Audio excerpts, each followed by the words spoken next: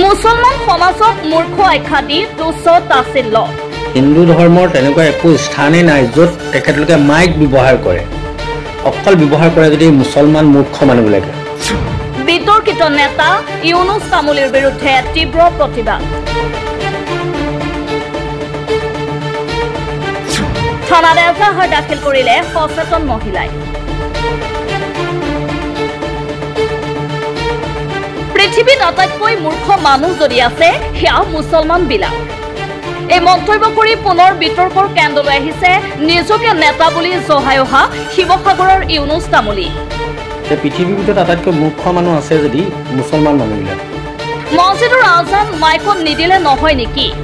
এই ধৰণৰ মন্তব্যবোৰে মুছলমান ধৰ্মাৱলম্বী লোকসকলৰ ধৰ্মীয় বিশ্বাস, আধ্যাত্মিকতা আৰু উপাসনাক তুচ্ছ তাচ্ছিল্য কৰাৰ অভিযোগ উঠিছে ইউনুছ তামুলীৰ বিৰুদ্ধে। শিৱসাগৰৰ জেঙনিকটীয়াৰ এগৰাকী সচেতন মহিলাই সদৰ থানাত এজাহাৰ দাখিল কৰিছে ইউনুছ তামুলীৰ বিৰুদ্ধে। টিনা আহমেদ বৰা নামৰ সম্ভ্ৰান্ত মহিলাগৰাকীয়ে অভিযোগ উত্থাপন কৰিছে যে ইউনুছ তামুলীয়ে মুছলমান সমাজক মূৰ্খ বুলি গালি দি আৰু সমাজত সাম্প্ৰদায়িক উত্তেজনা লগাব পৰা মন্তব্য কৰি সমাজক বিভাজিত কৰাৰ চেষ্টা কৰিছে। তদুপৰি এই কাৰ্যৰ বিৰোধিতা কৰাত মহিলাগৰাকীকো তেওঁ অশালীন মন্তব্যৰে অপমান কৰিছে। উল্লেখযোগ্য যে এই ইউনুছ তামুলীয়ে পূৰ্বেও বহু বিতৰ্কত জড়িত আছিল। ৰাজহুৱা স্থানত মাৰপিট কৰা, বেআইনীভাৱে ধন সংগ্ৰহ কৰা আৰু সমাজত ভয় ভীতিৰে আতংক সৃষ্টি কৰাৰ দৰে অভিযোগ আছে তেওঁৰ বিৰুদ্ধে। অধিকাংশ সামাজিক মাধ্যমতো তামুলীয়ে আপত্তিজনক ভিডিঅ' আপলোড কৰি বহু জাতীয়তাবাদী সংগঠনক চূড়ান্ত অপমান কৰা, সাম্প্ৰদায়িক উচতনিমূলক মন্তব্য কৰা আৰু নিজকে সকলো সময়তে সমাজৰ অভিভাৱক তথা নেতা ৰূপত প্ৰতিস্থাপন কৰাৰ চেষ্টা কৰি আহিছে, যাৰ বাবে সচেতন মহিলাগৰাকীয়ে থানাত গোচৰ দিবলৈ বাধ্য হয়। এতিয়া প্ৰশ্ন হৈছে স্বয়ংভূ নেতা ইউনুছ তামুলীৰ বিৰুদ্ধে শিৱসাগৰৰ স্মাৰ্ট আৰক্ষীয়ে কঠোৰ ব্যৱস্থা ল'বনে?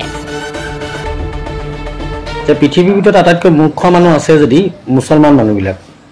মই কিয় ক'লো চাব, এই মছজিদত যে আজান দিয়ে, ইমান জোৰছে জোৰছে যে আজান দিয়ে, এই আজানটো মাইকত নিদিলে নহয় নেকি? ঈদৰ নামাজ 1 ঘণ্টা ৰাস্তাৰ ওপৰত কিছুমান জেগাত পঢ়া দেখা যায়। এতিয়া চাব, যেতিয়া মানুহে বেয়া পায় কিছুমান বস্তু, এতিয়া আজান দিলে বেয়া পায় বেলেগ ধৰ্মৰ মানুহে, এই বছৰত এবাৰ ঈদত নামাজ পঢ়িলে বেয়া পায়, তো কিয় কৰিব লাগে? এতিয়া কথা হ'ল, কেতিয়াবা আপোনালোকে দেখিছে নেকি হিন্দু ধৰ্মৰ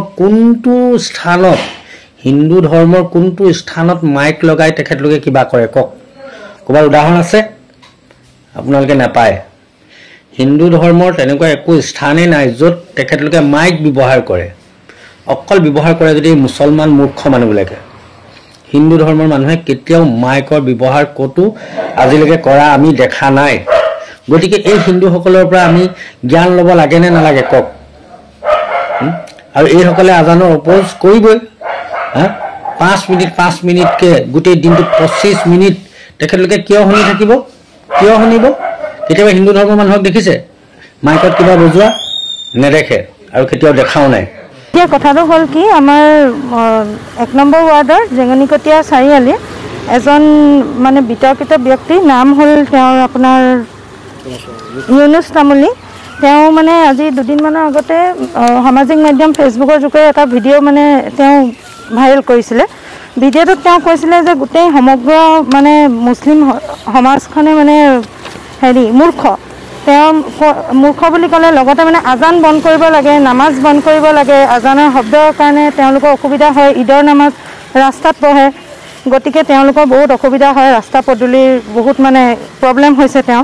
গতিকে সেই ভিডিঅ'টো এগৰাকী মুছলিম মহিলা হিচাপে মই মানে এইখিনি কথা সহ্য কৰিব নোৱাৰি তেওঁৰ সেই ভিডিঅ'টোত মানে ৰিপ্লাই দিবলৈ গৈছিলোঁ। ৰিপ্লাই দি পিনে অলপ ভালকেই কৈছিলোঁ, একো বেয়া মানে শব্দ ইউজ কৰা নাই। তাৰপিছত তেওঁ যিহেতু গোটেই সমগ্ৰ মুছলমান মানুহখিনিক তেওঁ মূৰ্খ কৈছিল, গতিকে তেওঁকটোতো উত্তৰ দিবই লাগিব। তেওঁ উত্তৰত মই যেতিয়া উত্তৰ দিলোঁ, মোৰ উত্তৰত গৈ পিনে তেওঁ মানে কৈছে যে কুকুৰণীৰ দৰে ইয়াত ভুকি নাথাকিব, আপুনি কুকুৰণী হয়, এইবিলাক শব্দ ইউজ কৰি এগৰাকী মানে মহিলাক তেওঁ মানে অপমানিত কৰিছে। তেওঁ মানে গোটেই মোৰ লগতে গোটেই মুছলমান মহিলাসকলকে, লগতে মুছলমাননো কিয় গোটেই মহিলাসকলকে তেওঁ মানে অপমানিত কৰিছে। মানে উপযুক্ত শাস্তি দিবলৈ মই আইনৰ ওচৰলৈ আহিছোঁ এখন এজাহাৰ লৈ পিনে। লগতে আমাৰ মছজিদতো জেঙেনিকটীয়া মছজিদতো এখন ইতিমধ্যে এখন দৰখাস্ত দিয়া হৈছে। গতিকে তেওঁক উপযুক্ত ব্যৱস্থা কৰিব লাগে। আৰু তেওঁ যেতিয়া গোটেই মুছলমান ব্যক্তিখিনিয়ে মূৰ্খ বুলি কৈছে, তাতকৈতো জধা মূৰ্খ একো নাই। News desk report MG Live।